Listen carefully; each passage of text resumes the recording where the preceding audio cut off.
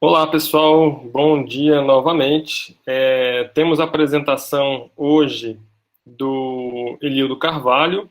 Vai falar um pouco para vocês a respeito dos estudos realizados em áreas de manejo florestal, madeireiro, falando sobre o impacto do manejo nos mamíferos de médio e grande porte.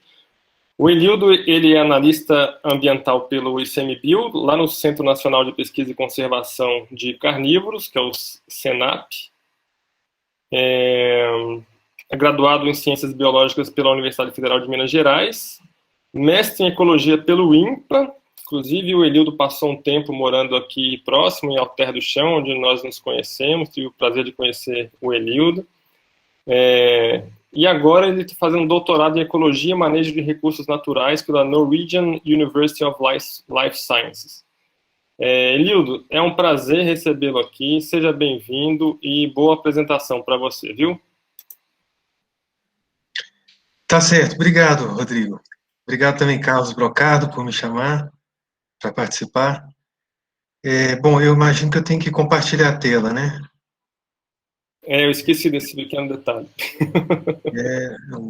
Deixa eu ver. Compartilha a tela inteira para a gente. Ah, a tela inteira? Peraí. Isso. Tá compartilhando ou eu... Agora você vai lá no seu PowerPoint ou coisa parecida e coloca para apresentar, modo de apresentação. Peraí que eu fiz alguma besteira aqui. De novo. Compartilhar a tela inteira. Uhum. Compartilhar.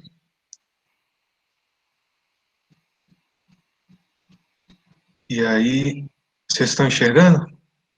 Agora sim. Aí coloca no modo de apresentação. Já está no modo de apresentação, né? Tela cheia?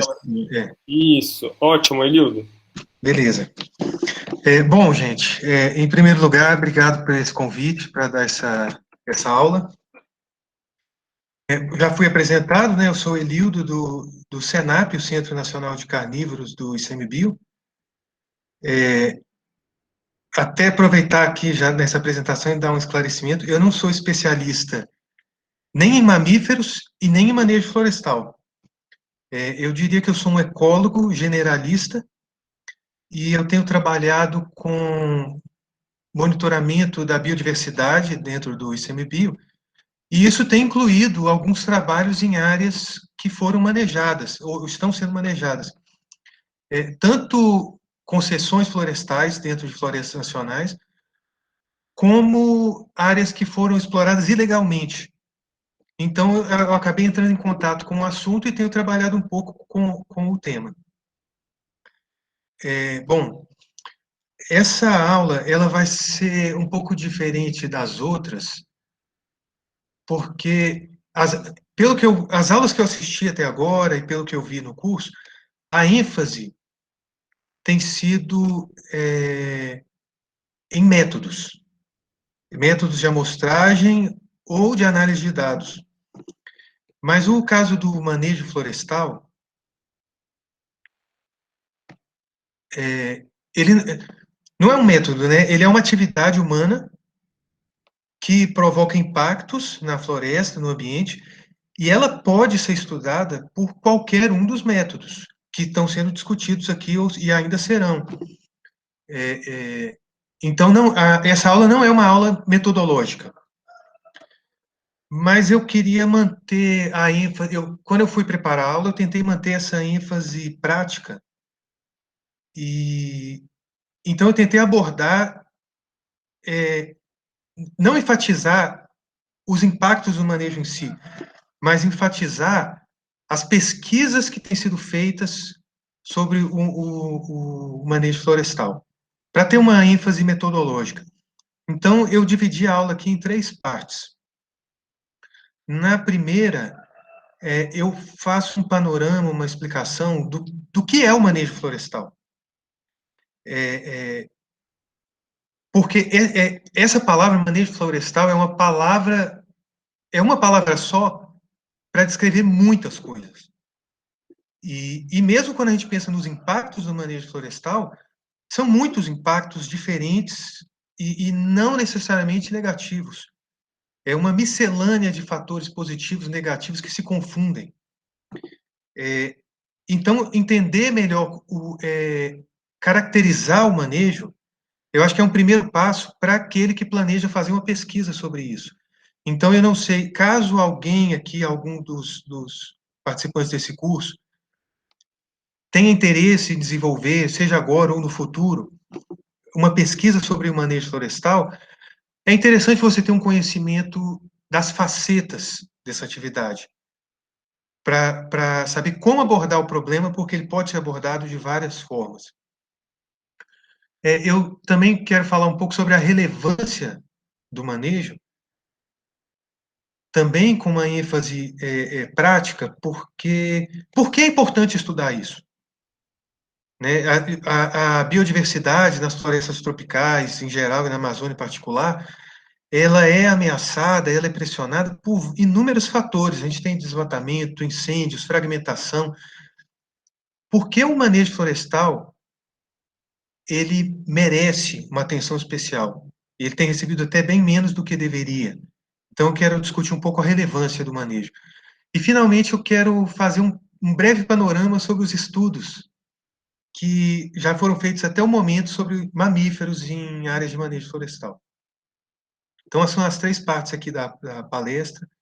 Eu acho que não vai ser muito longa, talvez leve uns 20 minutos para cada item, mas vamos ver. Vai depender um pouco aqui de como vai render. Então, vamos começar pelo o que é o manejo florestal. Bom, de acordo com o Serviço Florestal Brasileiro, o manejo florestal é a utilização racional dos recursos florestais. E os recursos florestais não é só madeira. A gente tem todos os produtos não madeireiros, né? De borracha, castanha, fauna, né? Também é um recurso florestal. Mas, de qualquer forma, geralmente, quando a gente fala em manejo, a gente pensa nisso como um sinônimo do manejo madeireiro. Não é a única forma de manejo, mas geralmente a gente pensa em manejo madeireiro. Bom, e nas florestas tropicais, o manejo madeireiro pode ser feito de diversas formas, inclusive com corte de 100% de uma área, mas geralmente nas florestas tropicais do mundo, ele é feito por meio do corte seletivo. Então, às vezes é um sinônimo. Na literatura científica você vai ver muito selective logging como um termo para descrever isso, até mais do que forest management. E o corte seletivo, como o próprio nome diz, ele é voltado para poucas árvores de poucas espécies. Quando eu falo poucas, pode ser algumas dezenas de espécies, tá? Mas considerando que tem centenas de espécies em 1 hectare de floresta tropical, então são poucas. Mas geralmente são removidas poucas árvores por hectare, somente de espécies de interesse comercial, somente as maiores, geralmente com diâmetro na altura do peito acima de 40 centímetros, às vezes um pouco menos. E esse corte seletivo, essa remoção seletiva, pode ser feito, como ela é feita, é muito variável. Existem métodos e intensidades muito variáveis. Eu dei aqui um exemplo do convencional e impacto reduzido, que a gente vai falar um pouco mais à frente. Essa figura aqui, ela mostra a variação que existe na intensidade de exploração em florestas tropicais no mundo. Então, a gente vai desde menos de 1 metro cúbico por hectare até mais de 150 metros cúbicos por hectare. Isso, se a gente for traduzir isso em árvores, vai de menos de uma árvore por hectare até mais de 20 árvores por hectare. E é óbvio que o impacto vai ser variável de acordo. As maiores intensidades de exploração, elas acontecem principalmente no Sudeste Asiático. Indonésia, Malásia, Bornéu, e isso porque lá os estoques de madeiras nobres, né, são maiores. a densidade, os estoques e até o tamanho das árvores também, né? Tem aquelas florestas de pterocarpáceas, então permite intensidades maiores. As menores intensidades geralmente são na África, Bacia do Congo, e na Amazônia, no Brasil, nos neotrópicos e na Amazônia em particular, geralmente está em torno. Geralmente vai ser menos que 5 árvores por hectare. Quando a extração é ilegal, às vezes é mais do que isso. Quando é impacto reduzido, vai ser entre 1 e 3 árvores por hectare, geralmente, menos de 20 metros cúbicos. Quando eu comecei a trabalhar com isso, eu ainda me confundo com esses. Quando eu falo em metros cúbicos, né, de madeira, sempre isso embola um pouco a minha cabeça. Como eu disse, eu não sou especialista em manejo florestal, mas lendo a literatura a gente vai vendo, revendo, revendo e a gente começa a se acostumar, né? Mas uma árvore, bom, pelo menos de acordo com o que eu tenho visto na literatura, dar entre 5 e 10 metros cúbicos de madeira. Mas também isso também se confunde porque uma coisa é o volume extraído, outra coisa é o volume aproveitado. Então eu não vou nem entrar nesse detalhe aqui, vamos seguir em frente. Bom, a intensidade de exploração e o método de exploração fazem toda a diferença no impacto que isso vai ter sobre a floresta. Então eu peguei aqui, só como uma ilustração, dois extremos nesse contínuo. Então, desde uma exploração de alta intensidade e usando métodos convencionais que não buscam minimizar o impacto, e a gente vê do lado esquerdo que o estrago na floresta é grande. Até uma área que foi manejada com baixa intensidade de exploração e usando técnicas de impacto reduzido. Então, você praticamente não percebe que essa floresta foi explorada, pelo menos olhando assim a foto. Então, a gente vai falar mais à frente sobre isso, não é simplesmente uma variável binária, a área explorada ou não explorada. A intensidade e o método fazem toda a diferença. E quando você, ou eu, ou qualquer pessoa, planejar uma pesquisa sobre manejo, eu recomendo que você tente explorar os gradientes de impacto. Mas a gente vai falar sobre isso mais à frente. Aqui a gente tem um exemplo real. Esse quadradinho aqui é uma área de mais ou menos uns 2 ou 3 hectares na Floresta Nacional do Jamari, dentro de uma concessão florestal. E cada pontinho representa uma árvore que foi removida. E são pontos reais mesmo, porque esses pontos são as coordenadas das árvores que foram removidas. Dá até para ver, em algumas delas, a cicatriz da remoção, né, no dossel. A intensidade de exploração, nesse caso, foi de mais ou menos de 20 metros cúbicos por hectare, ou seja, umas 2 árvores por hectare. E quando você olha assim nessa imagem, não parece muito.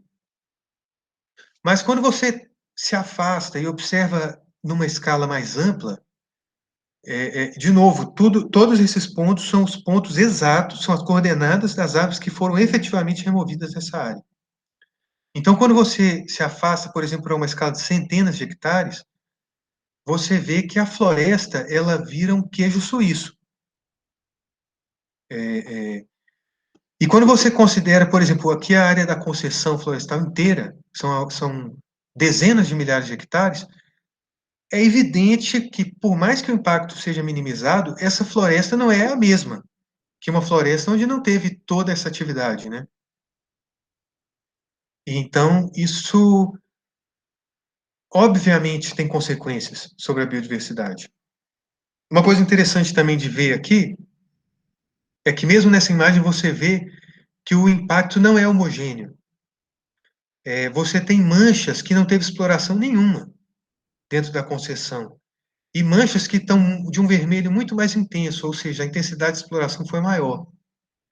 Isso reflete a distribuição das árvores que são alvo da exploração, que elas não estão distribuídas de forma homogênea na floresta. Bom, o impacto da exploração não se resume à retirada das árvores, porque depois que você corta a árvore, você tem que transportar ela. E você tem que estocar ela até ela ser processada. Então, a gente vai ver mais à frente, a maior parte do impacto da exploração madeireira, a maior parte do impacto sobre o dossel e sobre o solo, está nas estradas e nos pátios de estocagem, e não nas árvores que são exploradas. Então, isso amplia bastante o impacto da exploração. E a gente vai falar sobre isso.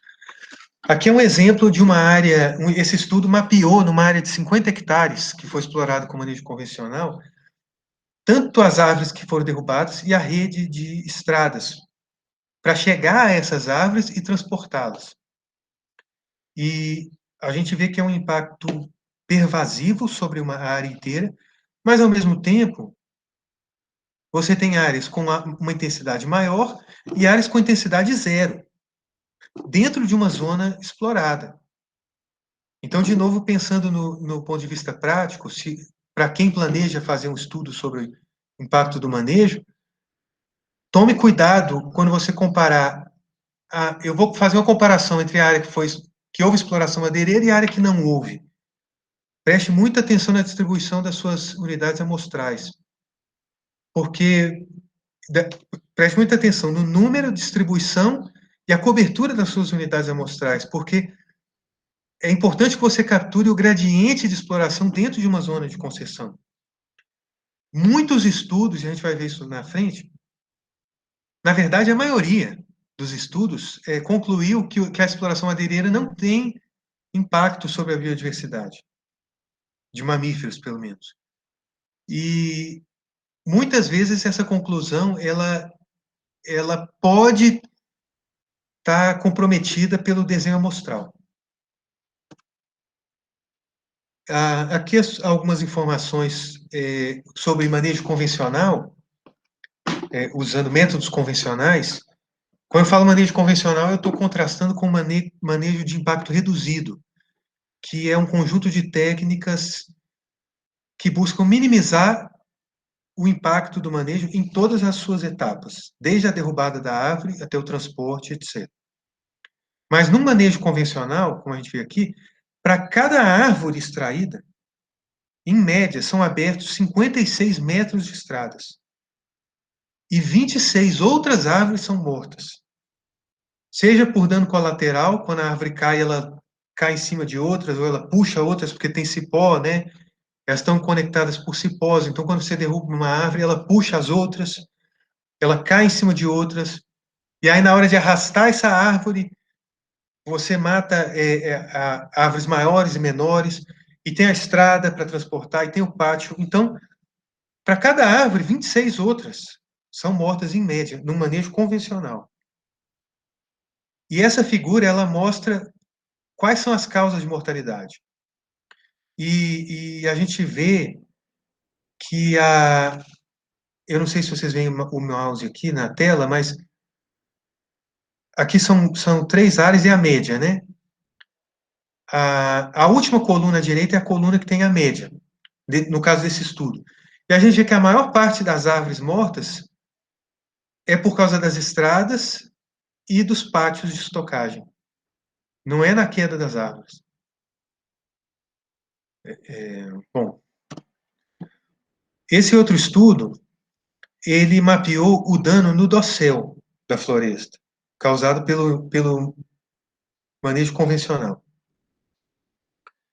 E eles verificaram que, imediatamente após a exploração, 50% da cobertura florestal da área era perdida. De novo, é um impacto brutal. E isso vai levar a várias mudanças na floresta, que a gente já vai ver. Essa figura ela é um pouco exagerada. Não só ela é um pouco exagerada, mas ela também não é de uma área amazônica, é daquelas florestas de pterocarpáceas na Ásia, que tem aquelas árvores gigantes emergentes, né? Que são bem maiores que aqui na Amazônia. Mas ele exemplifica o que acontece antes e depois. E você perde as árvores maiores emergentes e você perde grande parte da cobertura do dossel. Ah, aqui é um estudo. Depois eu posso passar os estudos, os slides aqui eu indico a referência de todos os estudos que eu estou mostrando, tá, gente? Caso alguém queira buscar essas referências. Eu sei que aqui não dá tempo de copiar, mas depois eu mando a apresentação e vocês podem localizar esses estudos. Mas esse estudo ele compara o impacto na floresta de uma área com manejo convencional e com um manejo planejado de impacto reduzido. E no impacto reduzido, você planeja as estradas, o roteiro das estradas é planejado de forma a minimizar a quantidade de estradas necessárias. Você planeja a direção que as árvores vão cair, para que elas causem o mínimo de dano colateral ao resto da floresta. E tem várias outras medidas que são tomadas. Então, o manejo de impacto reduzido é bem menos impactante. Em média, ele causa 50% menos dano à floresta. Isso é um ponto interessante a considerar, do ponto de vista prático, porque a maioria dos estudos, pelo menos na Amazônia, sobre impactos de manejo florestal sobre a fauna, foram feitos em áreas com manejo de impacto reduzido, que por definição é menos impactante. Mas a maior parte da área manejada na Amazônia é manejada por manejo convencional. Então, os nossos estudos, eles não têm sido feitos em áreas representativas do que acontece na maior parte da Amazônia. E, bom, um dos motivos por isso é porque é mais fácil você fazer em áreas de manejo de impacto reduzido, porque existe mais boa vontade, as empresas estão dispostas a permitir que o pesquisador trabalhe lá, o risco é menor, porque muitas vezes, o risco para o pesquisador, eu digo, porque muitas vezes o manejo convencional envolve a ilegalidade e ninguém quer pesquisadores metendo o bedelho numa área onde está havendo atividades ilegais. Então, é natural que a gente procure áreas onde você tem uma logística mais fácil, onde as pessoas apoiem e te recebam para trabalhar, mas às vezes isso não é representativo. Mas, de qualquer forma, isso é a realidade. Bom, esse gráfico aqui é do mesmo estudo, comparando o impacto, a mortalidade de árvores no manejo convencional e impacto reduzido nas diferentes etapas do manejo.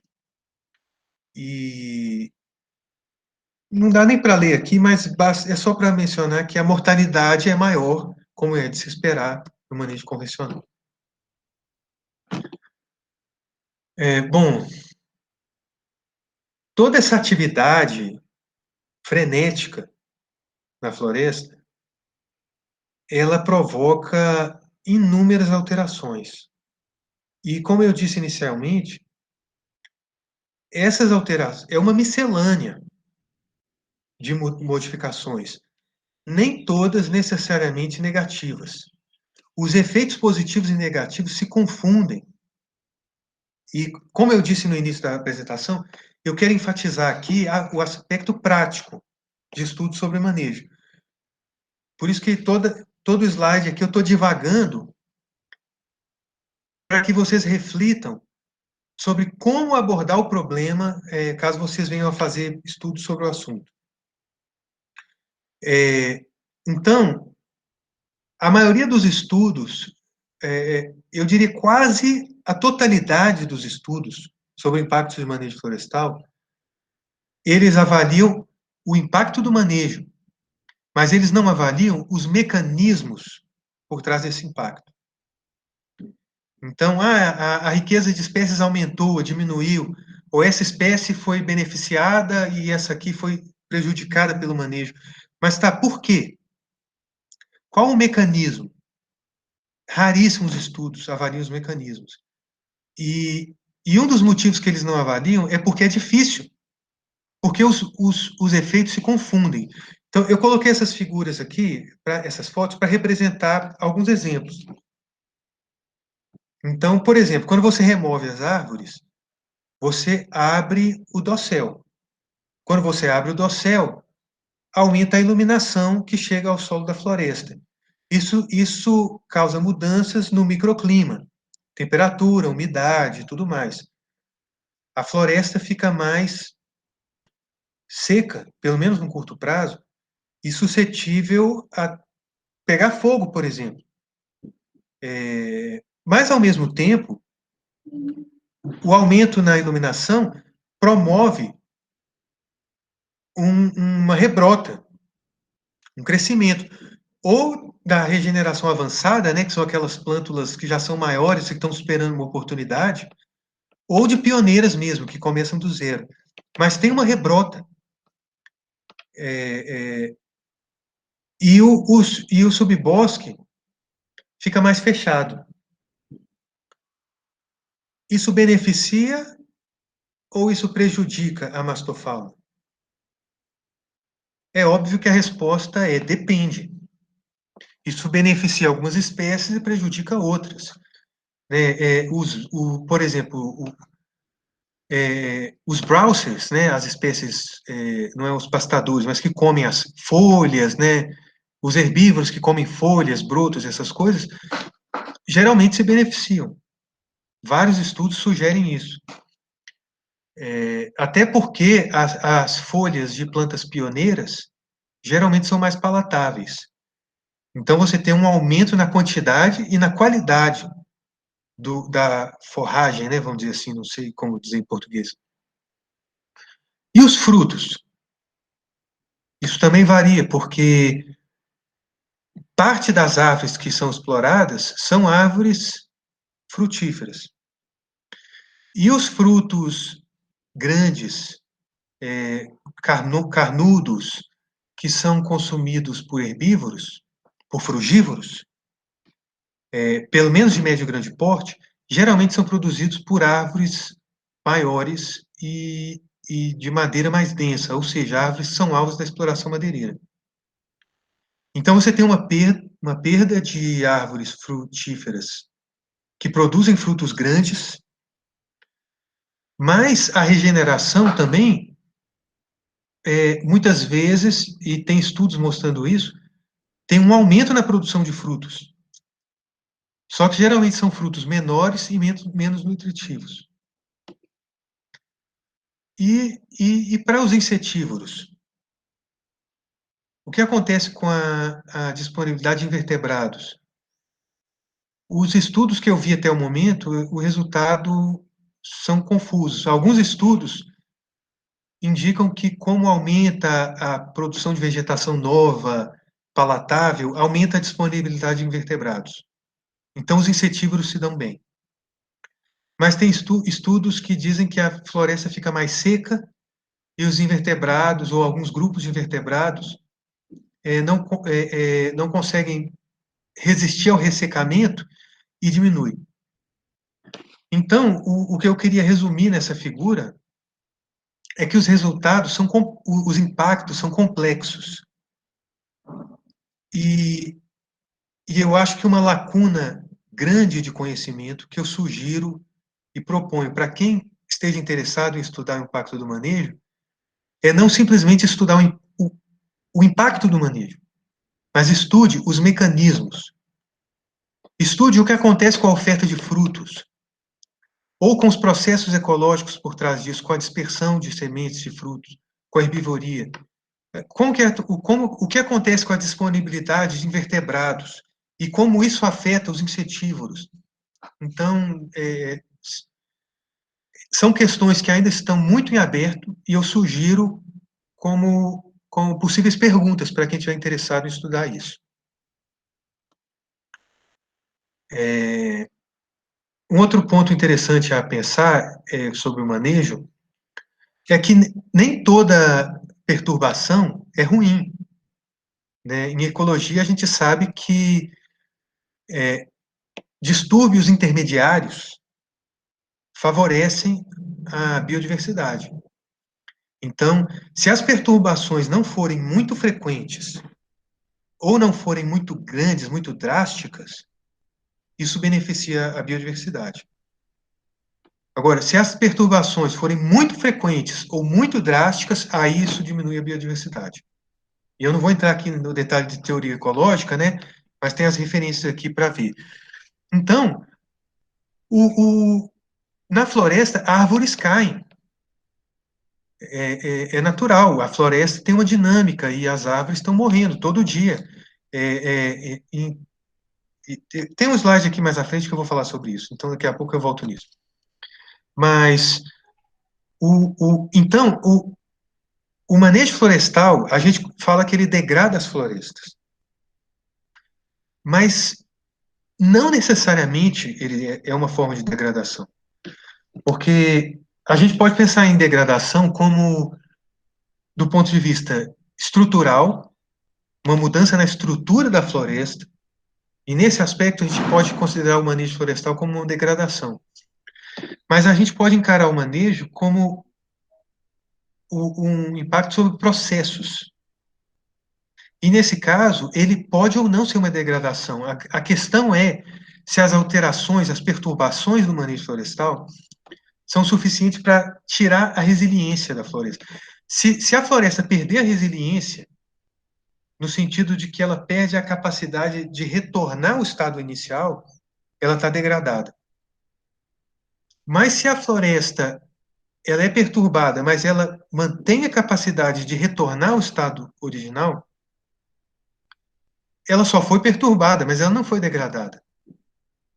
Então, existe um contínuo aí de impacto, e o impacto do manejo florestal cai nesse contínuo. Ele pode ser uma degradação, no sentido de que ele vai travar a sucessão, né, a arrested succession, como eles dizem em inglês, ele não vai permitir que a sucessão ocorra, ele vai mudar o estado da floresta, ou não, o pêndulo vai voltar para o estado inicial. Aqui são alguns exemplos que eu vou dar de como a floresta pode se recuperar relativamente rápido do manejo. Então, nesse caso aqui, quanto tempo leva, esse gráfico mostra quanto tempo leva para fechar as clareiras abertas pela derrubada das árvores. E, basicamente, a gente vê que em 2 anos, cerca de 80% das clareiras já se fecharam. Então, aquela abertura do dossel que aumenta a insolação, temperatura e resseca a floresta, relativamente rápido elas se fecham. Esse gráfico aqui ele mostra a temperatura no subbosque ao longo de 24 horas do dia. Em áreas que foram exploradas, que está em marrom, em áreas que não exploradas, em verde. E a gente vê que isso foi mais ou menos 1 ou 2 anos após a exploração. E a gente vê que a temperatura basicamente é a mesma. Né? Talvez a amplitude da variação seja um pouco maior nas áreas exploradas. Mas, então, em termos de microclima, a floresta também retorna relativamente rápido para o seu estado inicial. Então, só que esses exemplos são de áreas de manejo de impacto reduzido, ou seja, o melhor dos mundos. Mas, então, os impactos não são necessariamente tão drásticos assim. Essa figura mostra, eles fizeram um levantamento usando LiDAR, né, aquele laser, né, para mapear a estrutura do dossel, e eles avaliaram o quanto da floresta é clareira, independente do motivo, se é clareira natural ou de manejo florestal. E, em média, cerca de 10%, 5 a 10% da floresta é clareira, em qualquer momento.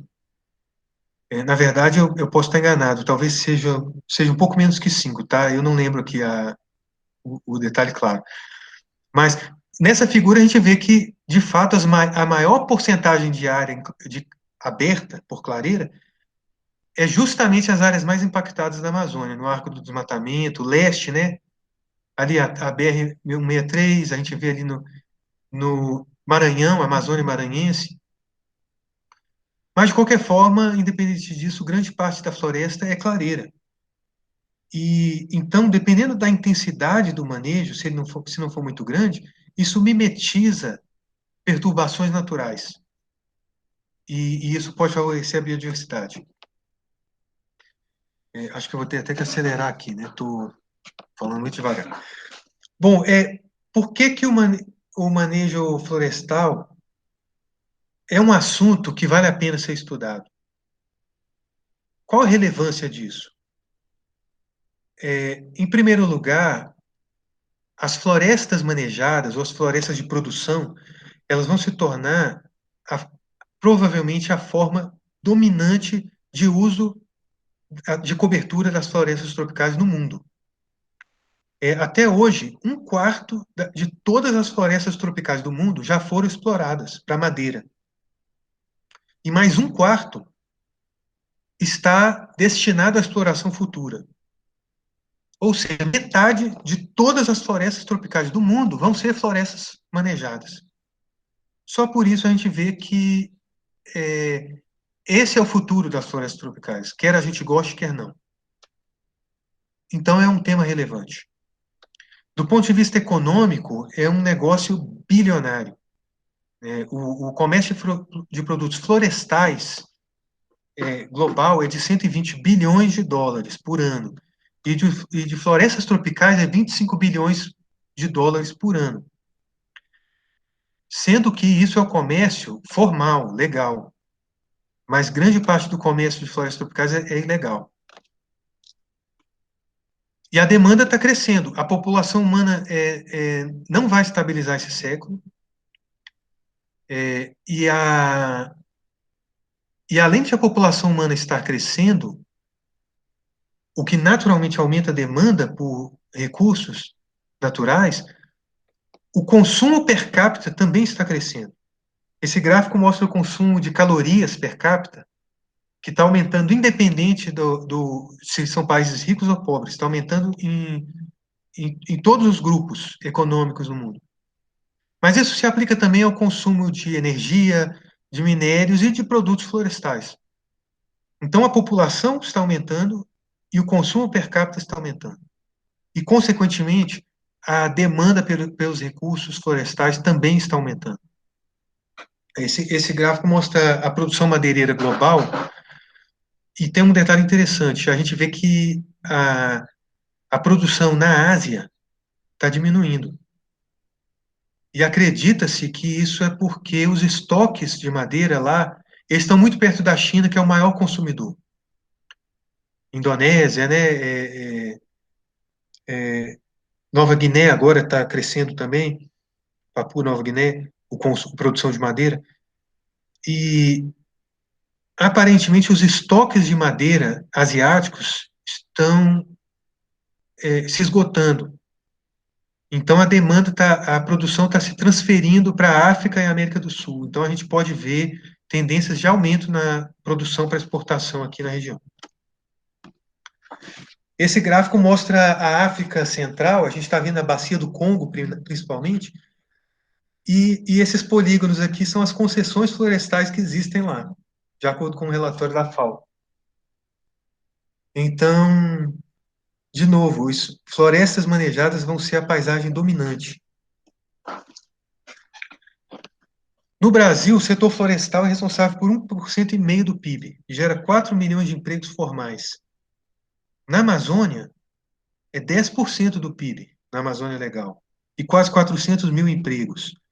Eu não me lembro aqui se são formais ou se informais também são contados. Pelo menos 50% da extração madeireira na Amazônia é ilegal. As estimativas são muito incertas. Eu já vi até 80%, mas vamos dizer que mais que 80% é ilegal. Tem alguma ilegalidade envolvida. E esse estudo mostra a área da Amazônia que foi degradada por incêndios florestais, bordas, fragmentação e extração madeireira. E as duas principais causas de degradação são o fogo e a extração madeireira. E a área degradada, a área de floresta em pé, mas degradada, é maior do que a área que foi desmatada. Então, do ponto de vista de uso do solo, de paisagem, isso é dominante. Essa figura mostra a área que foi explorada para madeira durante o período de 1 ano na Amazônia, o ano retrasado, de 2019 a 2020. Então, são mais de 500 mil hectares explorados em 1 ano. Então, é indiscutível que o tema é relevante e vale a pena ser estudado. Mas nem tudo é tragédia, gente. O manejo florestal tem um potencial grande como ferramenta para conservação. Em primeiro lugar, ele é uma forma de usar a floresta sem desmatar. Dos males, o menor, mas vale um pássaro na mão do que dois voando. Então, eu coloquei essa foto aqui de uma floresta explorada. A gente vê que tem clareiras no dossel, ela realmente sofreu um pouquinho, mas isso é melhor do que um desmatamento. Então, pode ser uma forma, um custo-benefício para a conservação, você manter paisagens florestadas, ainda que elas sejam, digamos assim, de segunda categoria, elas são melhor do que nada. As florestas manejadas, elas retêm grande parte das espécies de florestas primárias. Então, de novo, menos mal. Elas mantêm serviços ecossistêmicos, elas absorvem carbono, elas produzem água, chuva e rios e etc. E biodiversidade. E elas podem ser usadas como uma estratégia para manter a conectividade entre áreas que são mais protegidas. Tem uma longa literatura sobre isso, que eu não vou entrar em detalhes. Esse gráfico aqui é de uma revisão sobre como várias formas de uso do solo tropical afetam a biodiversidade. Desde agroflorestas até agricultura, florestas secundárias, etc. E a gente vê que as florestas de manejo florestal, com extração seletiva de madeira, são as que são menos prejudiciais à biodiversidade de todas as outras formas. Essa revisão não foi só com mamíferos, mas é biodiversidade em geral. Mas, assim, é evidente que a gente deve olhar o setor com bons olhos. E o que precisa é melhorar as práticas no setor. Mas a indústria madeireira, a exploração madeireira, pode ser amiga da conservação. Não estou dizendo que ela é, estou dizendo que ela pode ser. Eu não sei como que vai ser aqui, se as perguntas vão ser mais no final, gente. Vamos anotando as perguntas se tiver, né? E vamos lá. Oi? Nesse caso, a gente pode deixar as perguntas para o final, nesse caso aqui, tudo bem? Uhum. Ok, beleza. Beleza. Bom, só agora que eu vou falar sobre os mamíferos, né? E, de novo, eu quero que essa fala seja mais uma reflexão sobre a importância do manejo florestal, suas características, e uma reflexão para que os futuros estudos sobre o tema enfatizem as lacunas de conhecimento ou tentem corrigir erros e falhas dos estudos anteriores. Quando eu falo erros e falhas dos estudos anteriores, nenhum estudo é perfeito. Eu não estou aqui para criticar os outros estudos, mas nem os meus estudos também estão cheios com seus problemas, e sempre haverão. Mas como superar esses problemas que foram encontrados? Como fazer melhor do que eles? Então, é isso que eu quero enfatizar aqui. Eu não quero enfatizar tanto os resultados desses estudos, mas eu quero enfatizar as práticas. Bom, o número de estudos sobre manejo florestal e biodiversidade e fauna, né, nesse caso, esse gráfico é de uma revisão sobre o impacto do manejo sobre a fauna, desde invertebrados até mamíferos, aves e tudo. Ele está aumentando aqui de forma linear, quase querendo virar exponencial. Então, o que reflete o reconhecimento cada vez maior da importância desse estudo. E muitos desses estudos são sobre mamíferos. Essa figura é da mesma revisão e mostra mais ou menos a distribuição desses estudos. E grande parte é da Amazônia. A maioria vem do Sudeste Asiático. Até porque a maior parte da exploração madeireira global é lá que acontece. Mas sim, muita coisa na Amazônia, mas tem espaço para muita coisa crescer. E assim, esses vários estudos sobre impacto do manejo já foram revisados, então a gente tem revisões, meta-análises, sintetizando esses resultados. E, de novo, eu não vou discutir muito esses resultados dessas sínteses. Eu posso passar essas sínteses para o grupo, né, no Drive, eu não sei como vocês estão distribuindo esses estudos, mas eu não vou enfatizar muito o que eles descobriram. Mas eu vou enfatizar como eles fizeram isso. Então, eu fiz um levantamento dos estudos com mamíferos.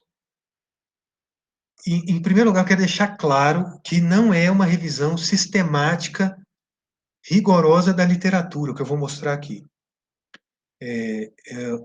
Eu fiz um levantamento partindo do meu computador. Esse é o meu universo amostral. Mas eu acredito que eu peguei os artigos que eu tinha no meu computador sobre manejo de florestal e mamíferos. Eu achei aqui 67 artigos, certamente tem mais, tá? Mas sobre o assunto. E como eu tenho trabalhado com mamíferos de médio e grande porte, pode ser que tenha um pouco de viés para esse grupo. Pode ser, mas eu acho improvável que seja um viés muito forte, porque eu tenho tentado compilar e ler tudo que se relaciona com manejo florestal e fauna, e mamíferos em florestas tropicais. Aliás, não só mamíferos, né, vertebrados em geral. Então, eu acredito que não está muito enviesado, tá, esse levantamento. Mas eu repito, não é um estudo sistemático. Então, eu peguei esses 67 artigos que estavam no meu computador e eu procurei investigar o seguinte: primeiro, qual foi o grupo-alvo que eles estudaram? E eu classifiquei nesses grupos aqui: morcegos, pequenos mamíferos não voadores, mamíferos de médio e grande porte e primatas. Se o estudo ele estudou mais de um grupo, ele é contado mais de uma vez, tá? Isso vale para todos os itens aqui. Os métodos de amostragem eu avaliei se usaram transecção, armadilha fotográfica, live trap, rede de neblina ou outros métodos. E os parâmetros analisados eu olhei qual foi a variável resposta que o estudo usou. Foi a abundância relativa? E eu usei aqui abundância relativa num sentido muito elástico, tá? Vai desde densidade, pode ser taxa de captura nas armadilhas, pode ser taxa de avistamento nos transectos, pode ser a taxa de ocupação, que estritamente falando não é abundância, mas eu considerei aqui para esse levantamento rápido como um parâmetro. Um outro parâmetro foi a riqueza de espécies, composição de espécies, que também pode ter sido feito de várias formas, ou outras variáveis resposta, tipo, alguns estudos avaliaram não a abundância ou a riqueza de espécies, mas como o manejo afeta a dieta ou padrão de atividade da espécie. Então, eu tentei sintetizar para a gente ver o que as pessoas têm feito sobre manejo florestal, para ver as práticas mais comuns e possíveis lacunas. E isso, quem sabe, isso não gere sugestões para quem quiser fazer futuros estudos. Então, vamos lá aos resultados, né? A primeira coisa que eu vi é se o estudo era uni ou multiespécies, e praticamente todos são multiespécies. É natural, porque você não vai colocar uma rede de neblina para estudar uma espécie só de morcego, né? Então, a maioria dos métodos é multiespécies, então é natural que o estudo acabe sendo abrangente. Os NAs aqui, sem dados, são trabalhos de revisão, e aí eu não considerei que teve método, o grupo-alvo. Bom, no universo de estudos que eu olhei, aqui está a distribuição dos grupos que foram alvos de estudo sobre o manejo. Então, de longe, a maioria dos estudos é sobre mamíferos de médio e grande porte e primatas. O que é interessante, porque a maioria das espécies, pelo menos nos neotrópicos, a maioria das espécies de mamíferos são morcegos ou roedores. Então, está totalmente enviesado não para as espécies mais biodiversas. Outra coisa, pessoal, só um segundo.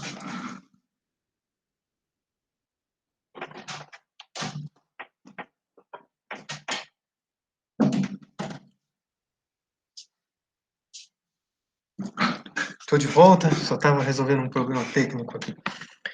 Bom, além desse resultado dos estudos estarem enviesados para os grupos menos diversificados, é claro, os mamíferos de médio e grande porte primatas são os mais carismáticos, né, chamativos. Eles são importantes em termos de processos ecológicos, dispersão, etc., mas todo mundo vai dizer que o seu grupo é o mais importante, né? Mas tem outro detalhe. Pelo menos os mamíferos de médio e grande porte, quando a gente pensa nos neotrópicos, por exemplo, eles são bastante generalistas. Por exemplo, pensa nos nossos mamíferos de médio e grande porte.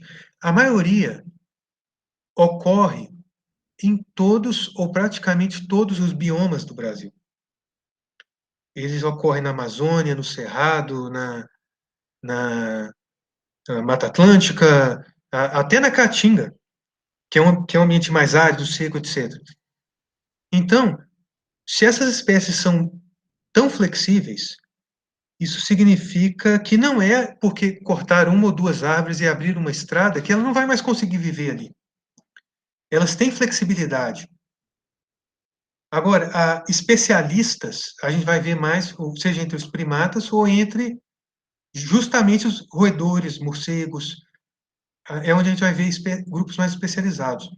Então, talvez isso explique porque a maioria dos estudos e revisões sobre o impacto do manejo florestal sobre a mastofauna chega à conclusão de que não tem efeito. Mas talvez seja porque eles estão estudando os grupos menos sensíveis. Algo para a gente refletir. Embora não seja totalmente verdade, porque os primatas, como tendem a ser mais sensíveis ao manejo, porque eles são dependentes do dossel, da estrutura física do dossel, e muitos são frugívoros e de frutos de dossel, então eles perdem recurso alimentar. Mas é uma reflexãozinha para a gente fazer. Um segundo aspecto aqui que eu tentei avaliar são os métodos. E no universo de estudos que eu avaliei,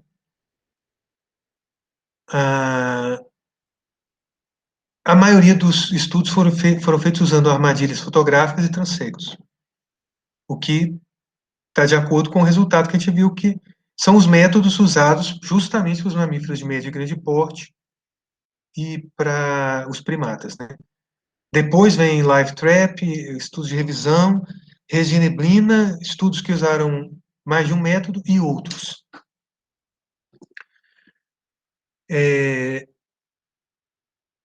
Eu queria pensar um pouco. Isso aqui, bom, é só descritivo, é o que as pessoas fazem. Ok. Mas eu queria que a gente refletisse um pouco sobre esses outros. Raríssimos estudos. A gente viu que nesse curso vocês viram técnicas bioacústica, radiotelemetria, tricologia, técnicas moleculares, vestígios. Então, a gente vê assim, que grande parte dos métodos disponíveis para estudar mamíferos nunca foram aplicados, ou raramente foram aplicados. Eu me lembro que tem um outro estudo com bioacústica, mas esses métodos não foram usados, em geral. E isso é uma lacuna que eu gostaria de sugerir que se buscasse preencher. Vamos pensar, como eu disse há alguns slides atrás, que a maioria dos estudos avalia o efeito do manejo, mas não avalia os mecanismos pelo qual o manejo afeta as espécies. E talvez esses outros métodos sejam os melhores para responder isso. Então, por exemplo, não só mecanismos, mas como o manejo afeta processos ecológicos. Então, por exemplo, métodos isótopos.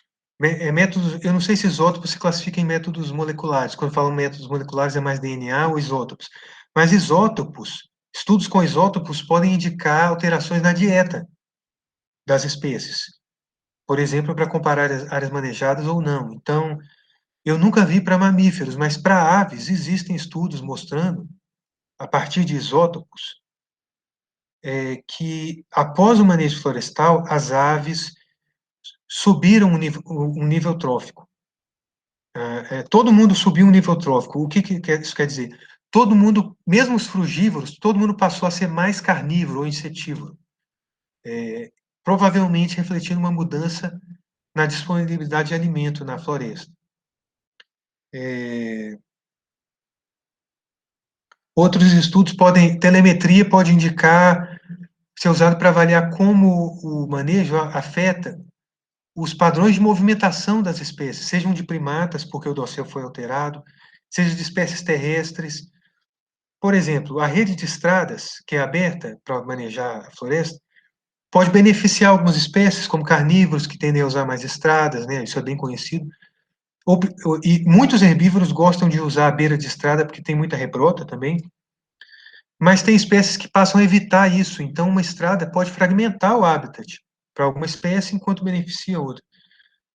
E, às vezes, estudos com câmeras ou transectos não vão mostrar isso. Então, você vai ter que usar telemetria ou outros métodos. Então, assim, esse outros tem muito espaço para estudos com esse outros. Outra coisa, estudos etológicos, né? Eu não me lembro de ter visto aqui no programa do curso, se alguém falou, vai falar sobre isso. Mas estudos de comportamento, né? Também podem indicar alterações. Eu me lembro de um estudo na Indonésia, eu acho com orangotangos, que eles estudo clássico com primatas, um estudo ecológico que habitua o grupo e vai seguindo, e eles viram que houve uma tendência para terrestrialidade depois da extração madeirira. Como o dossel ficou mais descontínuo, para movimentar de uma mancha de frutos, né, para outros, os orangotangos passaram a andar mais no solo, em terra, porque o dossel estava descontínuo. E isso pode implicar em aumento do risco de predação.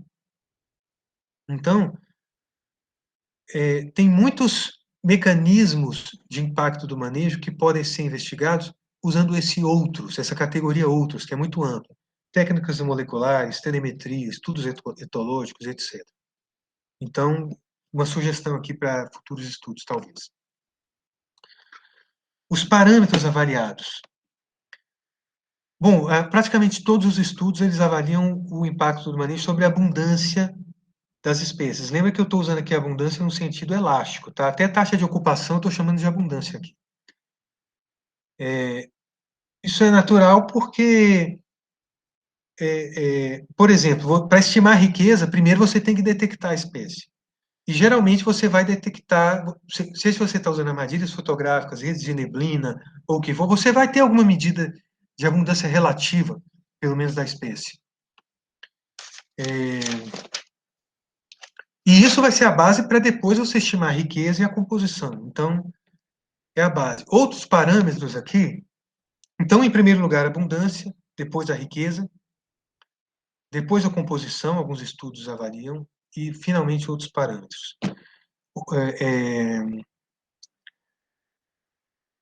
Esses outros parâmetros, eu estou gostando de enfatizar os outros, porque eu quero enfatizar as lacunas, né? São estudos, de novo, estudos que avaliaram, por exemplo, níveis de atividade da espécie, como que, ou mudanças na taxa de predação de sementes depois do manejo florestal. Então, eles não avaliaram tanto a biodiversidade, mas processos ecológicos ou atividade das espécies, etc. Que é justamente o que pode, talvez, revelar mecanismos que estão por trás dos impactos.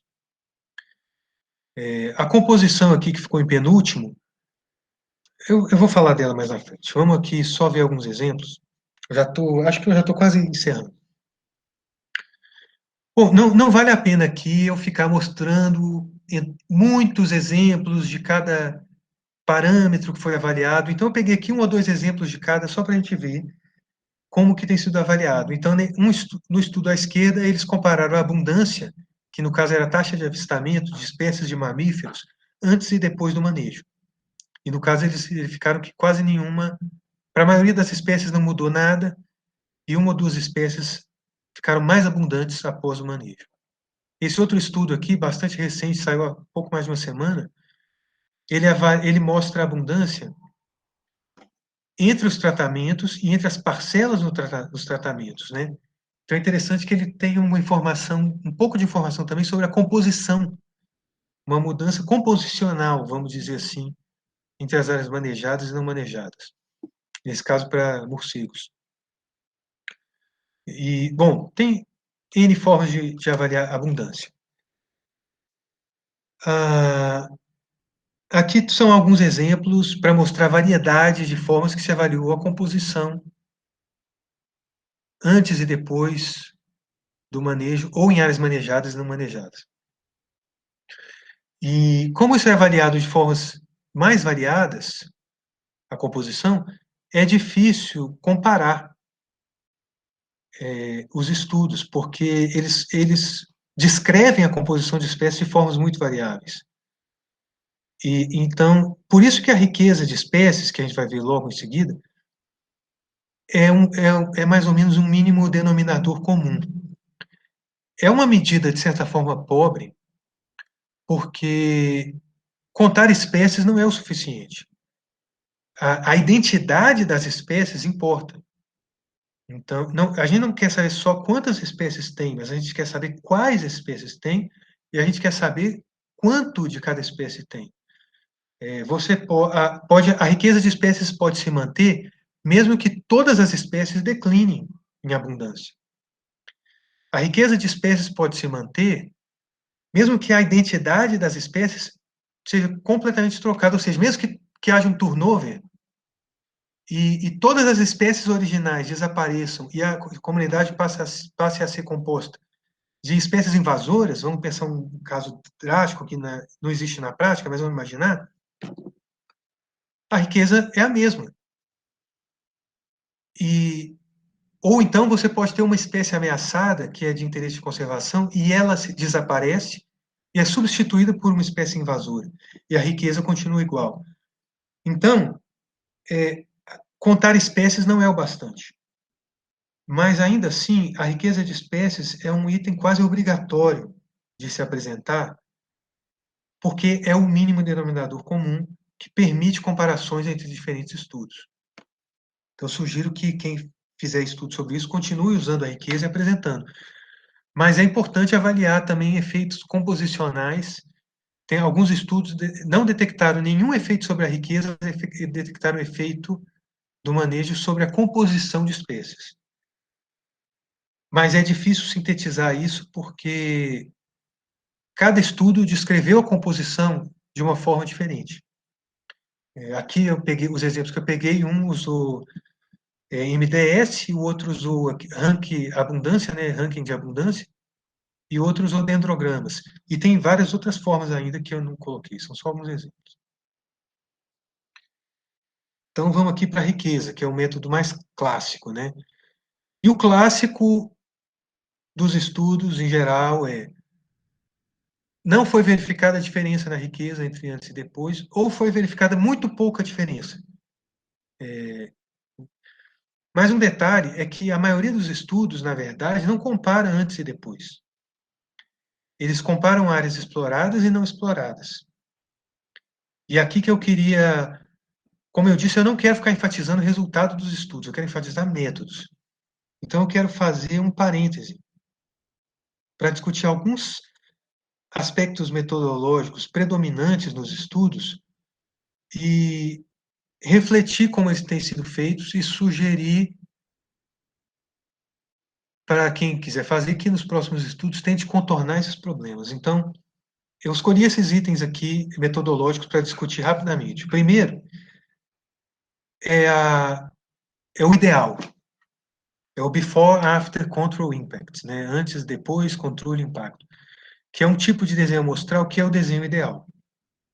Seria o padrão ouro para estudos de qualquer estudo de impacto, mas ele raramente é usado, muitas vezes porque é difícil de usar. A área de estudo não permite, às vezes, ou o tempo, a duração do estudo, que às vezes a duração do estudo é um mestrado ou um doutorado, não dá tempo de fazer isso.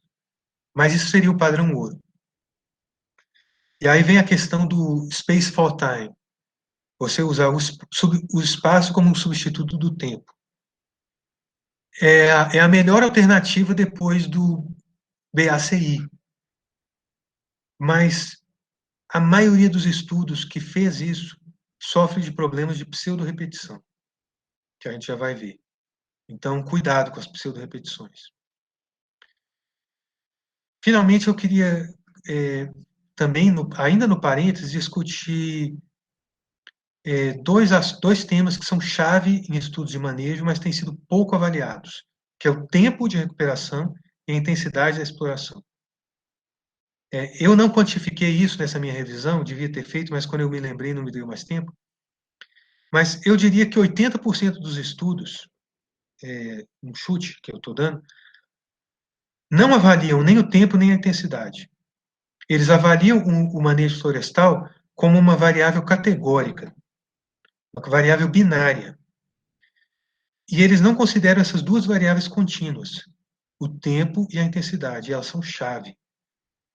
Os poucos estudos que avaliaram isso encontraram efeitos dessas variáveis. Então, é uma lacuna, eu sugiro que os novos estudos considerem isso. Então, vamos para o parêntese 1. Antes, depois, controle, impacto. Isso é quando você quer avaliar um impacto sobre a biodiversidade e o seu desenho amostral, se você só compara áreas impactadas e áreas não impactadas, você não pode ter certeza que as eventuais diferenças entre elas são devidas ao impacto ou são devidas a diferenças entre as áreas, se elas são áreas diferentes. Então, no desenho ideal você amostra áreas impactadas e não impactadas antes e depois do impacto. E assim você consegue estatisticamente separar,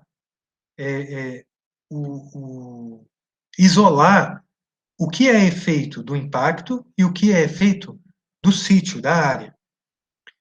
Então, só que poucos estudos fazem isso.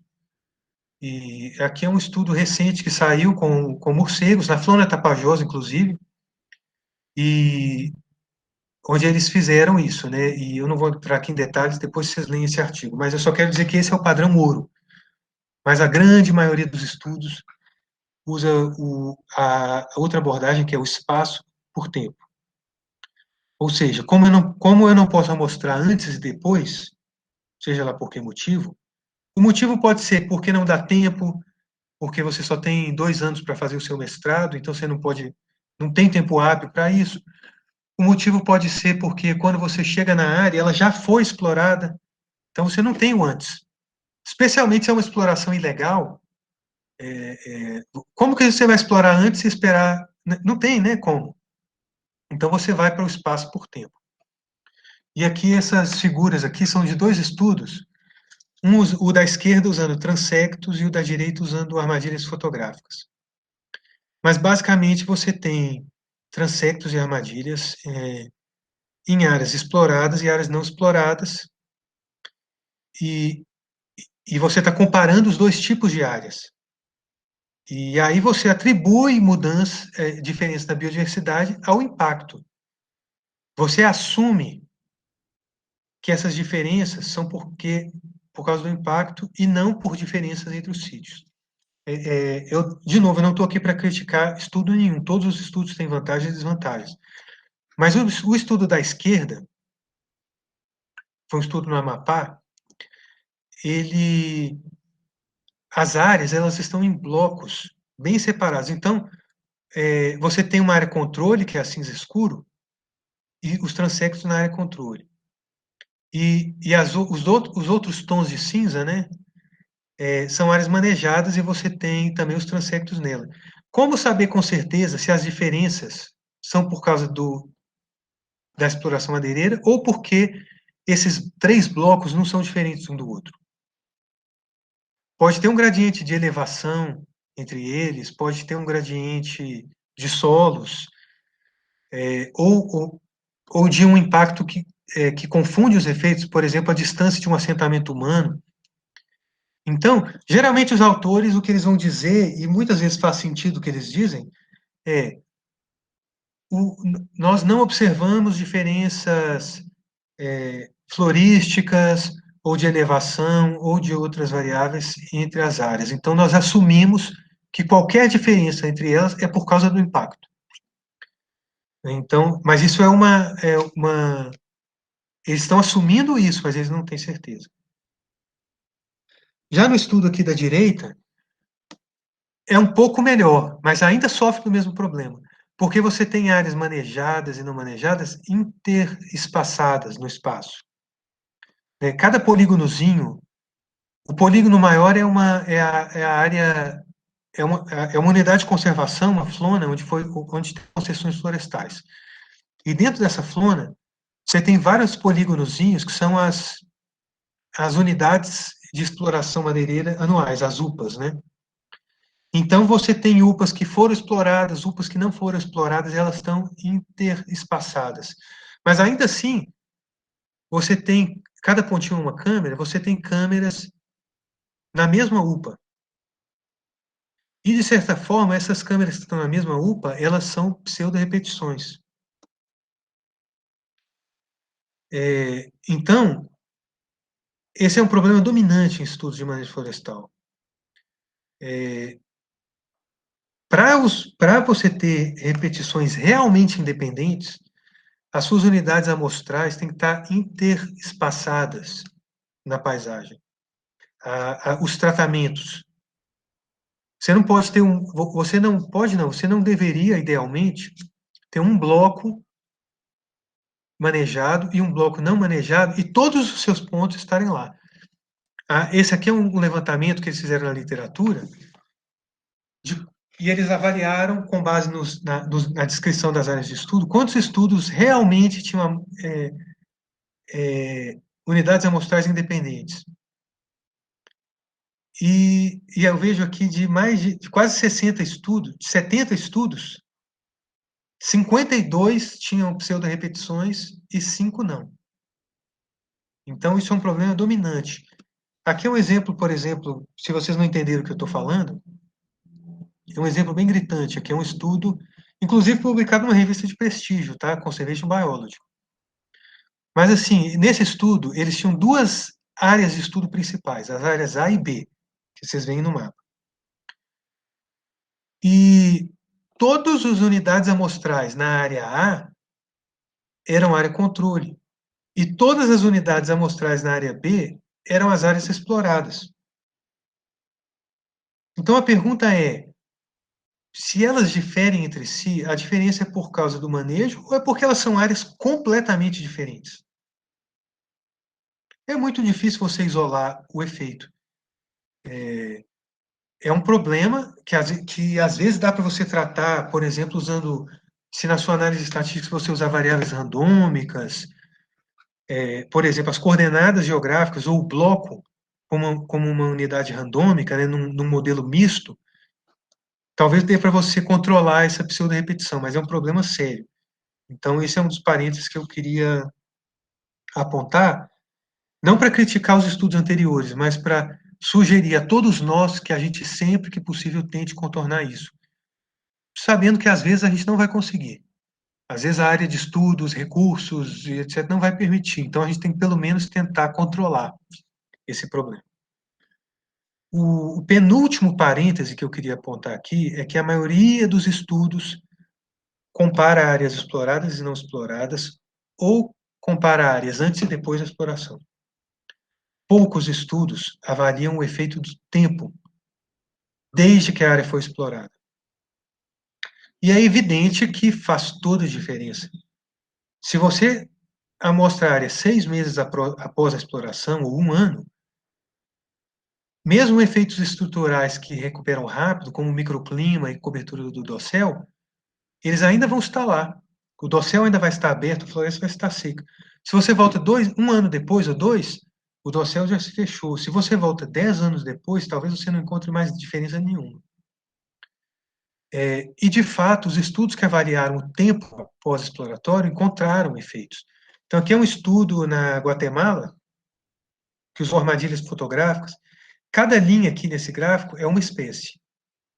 E a gente tem a taxa de ocupação de todas as espécies ao longo de vários anos. Nesse caso, eles não amostraram durante 12 anos a área. Eles amostraram pontos que foram explorados a diferentes intervalos. Então, eles usaram espaço por tempo aqui, tá? Mas, de qualquer forma, a gente vê, por exemplo, que tem algumas espécies, na verdade, a maioria, mas tem algumas que é bem evidente, que elas, no início, elas responderam positivamente à exploração. Mas depois, elas foram gradualmente caindo, foi gradualmente caindo a taxa de ocupação delas. E até que 1 década depois, já tinha caído quase pela metade. Então, dependendo do tempo pós-exploratório, você pode, no seu estudo, descobrir que o manejo tem um impacto positivo ou que ele tem um impacto negativo. Você pode encontrar os dois resultados. Aqui tem um exemplo ainda mais drástico disso. Esse estudo foi na África, mas eu não lembro onde, acho que foi na Bacia do Congo, e eles avaliam a abundância de algumas espécies, de várias, aqui eu só selecionei 4 do estudo deles para mostrar que a abundância ao longo do tempo, ela não só a resposta varia, mas ela varia de forma não linear. Então, por exemplo, se a gente pegar aqui o Diker aqui do alto à esquerda, imediatamente após a exploração, eu não me lembro o que é essa linha aqui, tá? Eu não lembro do estudo que é essa linha tracejada. Mas, de qualquer forma, o que a gente vê que no início, a abundância vai aumentando. Aí, até aproximadamente 10 anos depois. Mas de 10 anos depois para frente, a abundância dessa espécie vai diminuindo, diminuindo, e chega até quase zero. 30 anos depois. Então, às vezes um estudo vai dizer o manejo florestal não teve nenhum efeito sobre a biodiversidade, ou o manejo florestal, a gente verificou que aumentou a abundância das espécies após o manejo. Mas preste atenção no quanto. Isso é importante, porque, em tese, o manejo florestal é para ser feito numa escala de décadas. Os ciclos de corte previstos são, em média, uns 30 anos, pelo menos onde tem as concessões florestais. E isso é insuficiente para a recuperação dos estoques, mas, de qualquer forma, é o que a lei diz. Então, é um manejo previsto para ser executado num prazo de 30 anos. Então, a gente precisa avaliar o impacto sobre a biodiversidade no longo prazo. Por enquanto, isso é difícil fazer porque muitas áreas foram manejadas muito recentemente, especialmente as concessões florestais, que é onde a maioria dos estudos estão sendo feitos. Mas, no mínimo, é algo a ser considerado. Bom, vamos agora. O último parêntese é a intensidade de exploração. Novamente, a maioria eu diria, uns 80% dos estudos, ele avalia o impacto do manejo como variável categórica. E aqui na esquerda a gente tem uma revisão que mostrou como que o manejo florestal afeta vários grupos da biodiversidade. Quantas espécies da floresta primária são retidas nas áreas manejadas. E a gente vê que os mamíferos, representados ali pela oncinha, né, as áreas manejadas retêm 100% da biodiversidade de mamíferos, o que parece uma ótima notícia. Só que teve uma revisão recente onde eles pegaram somente os estudos que tinham dados de intensidade de exploração, que por acaso eram principalmente estudos com pequenos mamíferos e morcegos. E aí eles encontraram um resultado bem diferente. Eles verificaram que quanto maior a intensidade do manejo, menor a riqueza de espécies. Então, até esse momento, a maioria das revisões, a maioria não, todas as revisões diziam que para mamíferos o manejo retém as espécies, todas as espécies. Mas agora tudo indica que a gente precisa considerar mais a intensidade da exploração. Ela faz toda a diferença. Estou acabando, tá, gente? E aí eu quero sugerir aqui, enfatizando do ponto de vista metodológico, você que pretende estudar o impacto do manejo sobre os mamíferos, você tem que mensurar a intensidade da exploração, de alguma maneira. Não deixe de mensurar. Tente conseguir essa informação de alguma forma, e eu vou sugerir aqui algumas fontes. A primeira, que é a ideal, é para quem trabalha em áreas legalizadas, como as concessões florestais, onde as empresas que fazem o manejo florestal, antes da exploração, eles fazem um inventário 100% das árvores. Então, nesses casos, você tem dados de altíssima resolução, de altíssima qualidade, sobre a exploração. Esse é um exemplo aqui da Floresta Nacional do Jamari.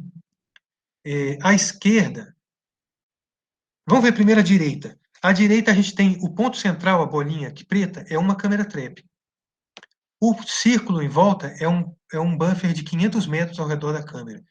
E a gente tem a informação de cada árvore que foi mapeada em verde e cada árvore que foi explorada em vermelho, dentro desse buffer. Então, a gente tem dados de alta resolução sobre a intensidade de exploração para cada unidade amostral. E aí, à esquerda, a gente tem a imagem da paisagem inteira. Tudo que está em vermelho são árvores exploradas, em verde são as árvores que ficaram em pé. Então, se você trabalha numa concessão florestal, tente conseguir esses dados e use ele como covariáveis no seu estudo, porque a intensidade de exploração é essencial. Não só isso, os dados sobre as estradas também, tá?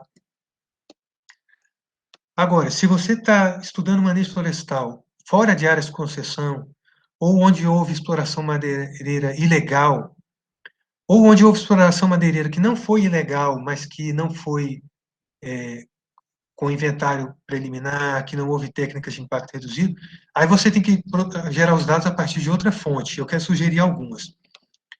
A primeira são imagens de satélite. Isso aqui é de um estudo que a gente fez na Rebio do Gurupi, no Maranhão, que foi explorada ilegalmente para madeira, e, por definição, se for ilegal, não tem dados sobre a intensidade de exploração. Então, de novo, aqui as bolinhas pretas são as câmeras trap, e os círculos aqui brancos são buffers de 500 metros. Então, a gente pegou as imagens de satélite ano a ano, e por interpretação visual, a gente não usou nenhum algoritmo, nenhuma classificação de computador. Por interpretação visual, a gente identificou em que ano cada buffer foi explorado para madeira. E a gente consegue ver que em 99 e 2000, por exemplo, praticamente não houve exploração madeireira. Em 2001, alguns buffers foram explorados. Em 2002, outros buffers. Porque a gente vê claramente a cicatriz das estradas e dos pátios de exploração madeireira. Então, é uma forma de recuperar o histórico de exploração ilegal para você poder ter uma covariável representando a intensidade de exploração. Outra forma é, em campo, você medir, tentar quantificar a quantidade, os tocos.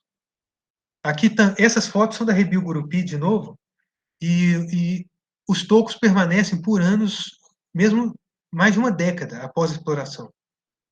Então, você pode tentar quantificar a intensidade da exploração a partir desses vestígios. Essa figura do lado é de um estudo em Anavilhanas, no caso, eu acho que nem foi ilegal a exploração, não sei, mas eles usaram distance sampling, os transectos. Assim como no transecção você pode usar para estimar a densidade de mamíferos, medindo as distâncias perpendiculares e usando toda aquela metodologia que já foi discutida aqui em outra aula, você pode usar o método dos transectos para estimar a densidade dos vestígios de extração ilegal. E, com isso, estimar, por exemplo, a densidade de tocos, ou outra variável. O problema é que, dos tocos, é que geralmente são poucas árvores por hectare, às vezes, mesmo usando a transecção, você não vê muitos.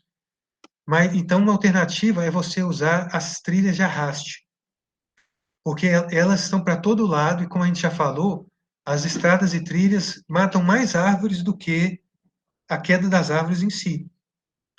E as trilhas de arraste, às vezes, elas desaparecem na imagem de satélite. Mas quando você está em campo, andando na trilha, elas ficam lá por anos, fica muito visível, porque compacta o solo. Então, você pode tentar quantificar isso para usar como covariável. São sugestões. Bom, eu vou parar nesse slide, eu tinha mais alguns aqui, mas já deu muito tempo. Só para sintetizar aqui que essas dezenas de estudos sobre mamíferos são muito difíceis de sintetizar, porque elas são muito variáveis em termos de grupo-alvo, metodologia e parâmetros utilizados. Então, é difícil sintetizar, mas é possível, tá? Não, merece uma meta-análise só para mamíferos.